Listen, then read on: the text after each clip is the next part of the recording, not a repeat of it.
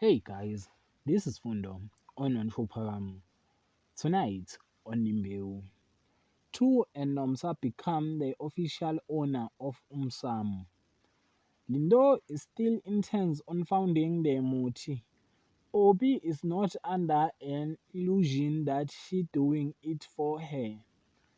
Lindo found the Muti on the wardrobe that used by Tusheleni and Nomsa.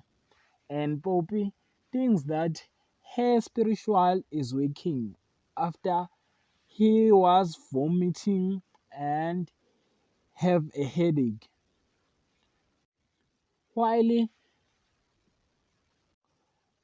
Zagiti ask Kulego and Makosazana that they have a video, and he goes straight to Makosazana and asks him where is the video of the Tulele accident that he sent Mzwandile. But it seems like Makosazana got disappointed that Zageti knows about the video. That is for tonight. Thanks for watching. Don't forget to like and comment and subscribe. Therefore, thanks.